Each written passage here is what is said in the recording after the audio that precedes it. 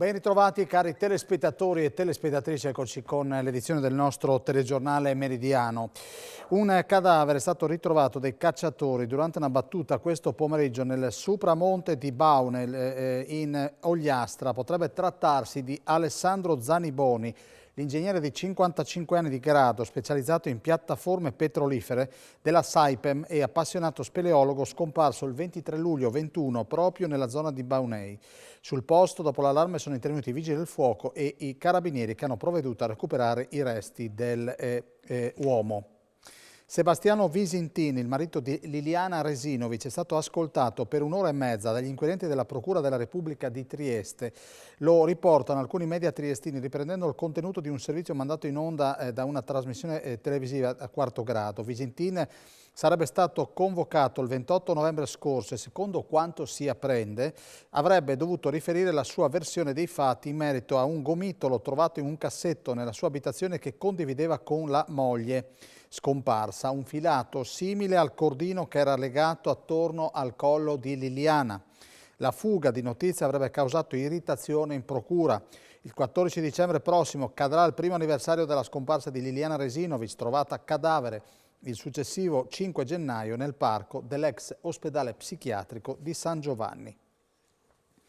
Un macigno è precipitato questa mattina in mezzo ad una strada di Reante, località del comune di Torreano. Il grosso masso, caduto a causa delle ultime piogge che si sono abbattute sul Friuli Venezia Giulia dallo scorso fine settimana, si è staccato da un costone roccioso nella notte, forse poco prima dell'alba. Alle 6:30 è stato lanciato l'allarme dai carabinieri che ha portato sul posto una squadra dei vigili del fuoco del distaccamento di Cividale per la rimozione della roccia che impediva il passaggio dei veicoli. Alle 7:30, quindi in poco meno di un'ora di lavoro, la sede stradale era nuovamente stata liberata e messa in sicurezza dai pompieri. La media è di quelle importanti, 675 interventi al mese, nonostante la pianta organica presenti delle lacune, ma nonostante questo i pompieri della provincia di Udine non hanno mai fatto mancare il loro aiuto al territorio, 30% di soccorsi in più per incendi. La loro santa patrona è stata celebrata questa mattina a Udine ed è arrivata una buona notizia. Dalla regione arriveranno 200.000 euro per i distaccamenti volontari di Lignano e di Grado. 8.100 interventi con un lieve incremento rispetto al 2021, aumento esponenziale per i soccorsi in occasione di incendi, più 30%, e per allagamenti con il più 20% rispetto ai 12 mesi precedenti. Sono questi i dati salienti dell'attività operativa dei Vigili del Fuoco del Comando Provinciale di Udine. Da una parte il fuoco con gli incendi boschivi e dall'altra l'acqua con i ripetuti eventi alluvionali che hanno tenuto impegnati i pompieri friulani. Dati che sono stati illustrati dal comandante Giorgio Basile, che ha evidenziato come ci sia stato l'arrivo di mezzi nuovi, ma rimane il problema del personale. Quante unità mancano? Adesso circa una cinquantina di operativi. Ecco, il ruolo dei volontari. Il ruolo dei volontari in genere, ma soprattutto in realtà di Udine, è fondamentale. Quindi riusciamo a integrare l'attività dei vigili del fuoco permanenti con l'attività dei vigili del fuoco volontari, in modo tale da riuscire a coprire tutto l'ambito della provincia di Udine. E a proposito di volontari, dalla Regione sono in arrivo risorse. È un impegno necessario per presidi assolutamente utili per il nostro territorio. Si tratta dei presidi di Grado e di Lignano che ottengono nel triennio 210.000 euro ciascuno per le sedi e le attività che vengono svolte su questi territori. E non sono mancati riferimenti alle calamità naturali, ultima quella di Ischia con il Presidente del Consiglio regionale che ha sottolineato l'importanza della prevenzione. Interveniamo sempre nell'emergenza, bisogna intervenire nella fase di prevenzione, cioè non ci sono più scuse, alcuni luoghi che sono in qualche modo impraticabili, che nel tempo sono stati violentati da parte dell'uomo attraverso la costruzione di edifici dove non devono essere costruiti, bisogna che in qualche modo si intervenga per mettere in sicurezza le vite umane prima di tutto e per non dover piangerle dopo. E prima degli interventi istituzionali, il Vescovo di Udine, Andrea Bruno Mazzoccato, ha celebrato la Santa Messa. Per sensibilizzare la popolazione, soprattutto quella anziana, e contrastare le truffe, Prefettura e Comune di Pordenone hanno sottoscritto un protocollo d'intesa che prevede un'attività informativa ma anche un rapporto e supporto psicologico per chi è vittima di raggiri. Sempre più spesso gli anziani, ma non solo, finiscono nel mirino dei truffatori, raggirati proprio dove dovrebbero sentirsi più al sicuro, tra le mura domestiche. Ma le truffe assumono anche i contorni informatici, colpendo al PC o sul telefonino.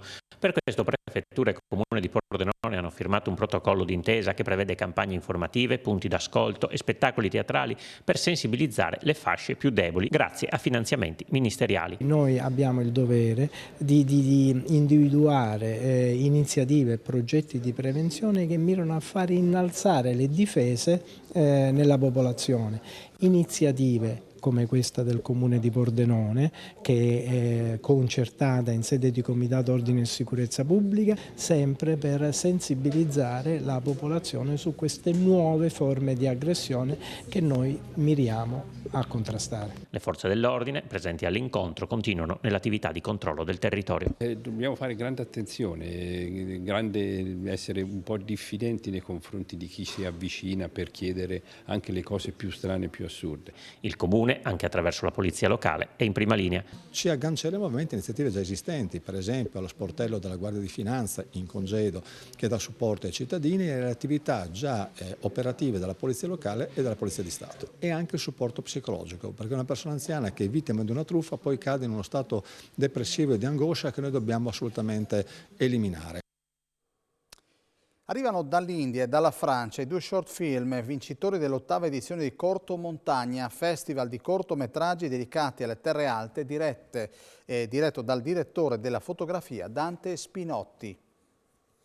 554 iscrizioni, 124 opere selezionate, 27 finalisti, sono alcuni numeri di Corto Montagna, il concorso dedicato ai cortometraggi delle terre alte organizzato dall'ASCA. La giuria, presieduta dal direttore della fotografia Dante Spinotti, ha segnalato 4 opere e ne ha premiate 2. La prima menzione speciale a Elo Africa del turco Hasan Serin, storia di 2 bimbe dell'Anatolia che dopo aver letto Verne partono con l'idea di portare aiuto ai bambini africani.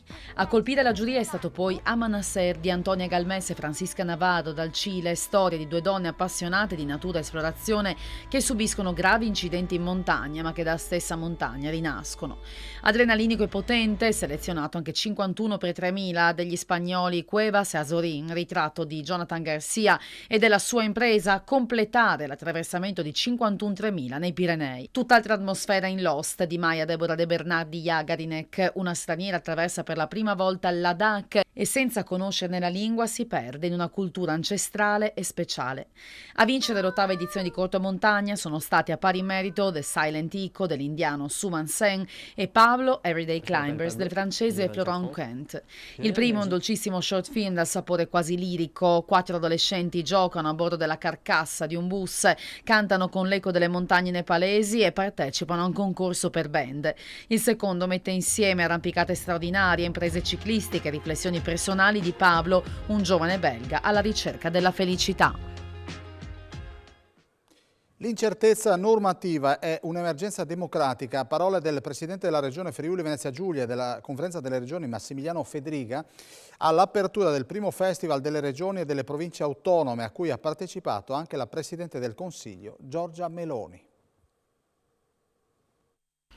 Esclusione delle regioni nella scrittura del Piano Nazionale di Ripartenza e Resilienza, carenza del personale sanitario in particolare nel settore delle emergenze e incertezza normativa che mette in difficoltà amministrazioni e cittadini.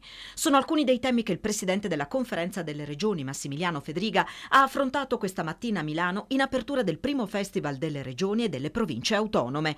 Un intervento molto apprezzato dal Presidente del Consiglio Giorgia Meloni che, prendendo la parola dopo il governatore del Friuli Venezia Giulia, ha detto di condividere molta parte di quanto ha ascoltato. A partire da alcune considerazioni sulla tutela dell'ambiente, Fedriga ha parlato dell'incertezza normativa come di un'emergenza democratica. Vi sembra normale che in un paese un'istituzione, un cittadino non sappia con chiarezza come si possa agire e comportare per rispettare la legalità? Per quello dico che è un'emergenza democratica, l'incertezza normativa. È inaccettabile che un sindaco, non parlo soltanto dei presidenti di regione, abbia l'incertezza come agire nella legalità. E quindi su questo dobbiamo intervenire in maniera strutturale, e sono partito dall'ambiente per dire questo, ma dobbiamo agire in maniera strutturale per dare delle risposte al sistema paese. Federica ha poi ricordato lo sforzo profuso dalle regioni, nello spirito di leale collaborazione con lo Stato, per affrontare l'emergenza sanitaria durante la pandemia. Siamo stati più colpiti e proprio grazie alle regioni abbiamo dato risposte per superare un momento drammatico, ha detto. Poi il passaggio sul personale in sanità. È un'emergenza e in particolar modo situazioni drammatiche in alcuni reparti sono evidenti. Penso all'emergenza urgenza, dove abbiamo una fuga di medici e infermieri, dove abbiamo una carenza strutturale, dove abbiamo, devo dire, una rivisitazione da fare del nostro sistema sanitario. Non è accettabile che abbiamo alcuni pronto soccorsi, anche questo, dove abbiamo il 70% tra codici bianchi e codici verdi. Vuol dire che c'è qualcosa, che c'è una carenza di personale, c'è un'emergenza in quei reparti, ma abbiamo qualcosa che non funziona perché abbiamo delle cure non appropriate per cui ci si rivolge al pronto soccorso. E su questo un altro che insieme alla conferenza delle regioni, mi auguro il governo, insieme potremo affrontare questo percorso. Quindi il PNRR, che può essere un grande volano di crescita, ha affermato Fedriga, ma che può acuire le differenze tra territori anche all'interno delle regioni, anziché contribuire a superarle. E con chiarezza dobbiamo dire che il PNRR è stato scritto senza le regioni.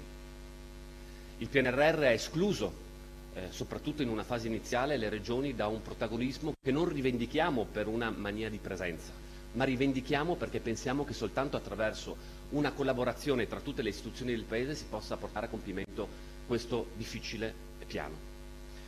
Siamo stati esclusi e oggi, e parlo per me stesso principalmente, ma penso di poter parlare per tutti i colleghi presidenti, non abbiamo prontezza dei vari investimenti che avvengono nei rispettivi territori. A 4 giorni dal primo derby di A2 vincono sia Web Gesteco che Apu Old Wild West. Decisivo Clark per la vittoria dei Ducali su Rimini, nel finale invece per la squadra di Boniccioli ci pensa Mian a guadagnarsi i 2 punti. In quei pochissimi minuti giocati contro Ferrara, Clark aveva già mostrato qualcosa di ciò che il presidente Micalic e il coach Pillastrini si aspettavano da lui. Ma contro Rimini il neogiocatore Gesteco si è guadagnato il titolo di MVP a suon di punti e di triple. 19 alla fine quelli messi a referto per il 72-70 finale. Romagnoli avanti 3/4 su 4, ma negli ultimi 10 minuti il parziale fa segnare 22-8. La lotta è andato su Johnson e non gli ha fatto più vedere il canestro.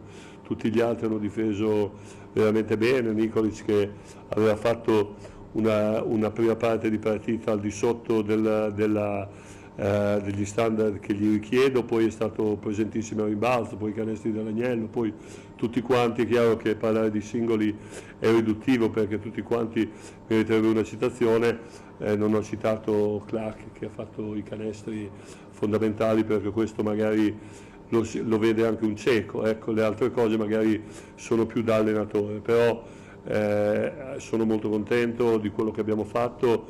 Credo che da ora in avanti qui a vincere a Rimini sarà difficilissimo per tutti, noi l'abbiamo fatto. Vittoria di carattere anche per l'Apu Old Wild West, che non riesce a schiodarsi di dosso Chieti, molto più attardata in classifica fino agli ultimi minuti.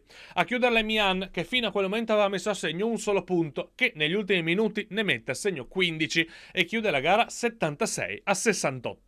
Si torna in campo ora tra 3 giorni, quando l'Apu, prima in classifica appaiata a Pistoia, affronterà il Palagesteco La Web, quinta da neopromossa. Partita che sarà trasmessa da Telefriuli a partire dalle 22 e con il meglio della gara e interviste esclusive a Pala 2, giovedì sera, sempre alle 22.